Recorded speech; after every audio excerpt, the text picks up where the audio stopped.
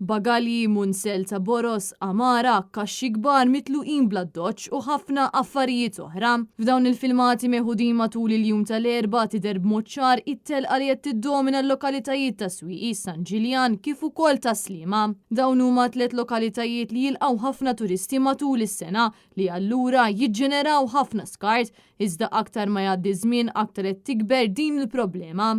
F'konferenza tal-aħbarijiet li saret mill-Partit Nazzjonalista fil-Balluta, it-3 sindki ta' dawn il-lokalitajiet saħqu li hemm bżonn tittieħed azzjoni illum qabel għada. Is-sindku ta' Swieqi Noel Muscat qal li din il-problema ilha ħafna għaddejja, iżda issa din is-sitwazzjoni splodiet tant li r-residenti jinsabu mxebba b'din il-problema tant serja. Huwa qal li s'issa għadhom qatt ma nataw widen minkejja l-ilmenti kollha li jagħmlu mal-awtoritajiet. Min-naħa tiegħu is-sindku ta' Sliema John Pillow spjega kif kaġun ta' dan l-iskart kollu matul il-ġurnata kollha issa qed jesperjenzaw problema kbira ta' ġrieden barra minn hekk huwa insista fuq l-importanza li jsir aktar infurzar għaliex 6 xhur ingħataw biss 18 ċitazzjoni.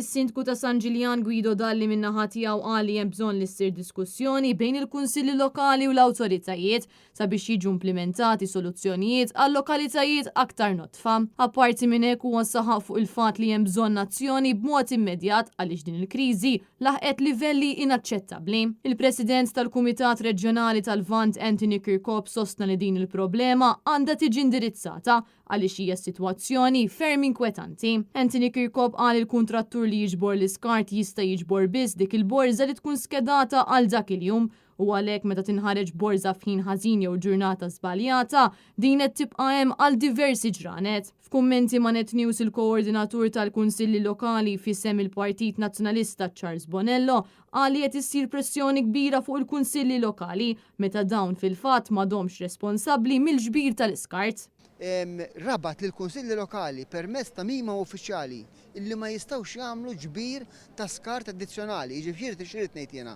Mela jekk filgħodu jew matul il-ġurnata isir il-ġbir tal-iskart bib-bieb, però f'żona partikolari hemm ammont ta' skart akkumulat, il-kunsill lokali ma jistax jagħmel arranġament ad hoc sabiex jiġbor dak l-iskart li hemm mormi f'dik iż-żona partikolari fil-ġurnata meta dik il-borża mhux suppost tinħareġ.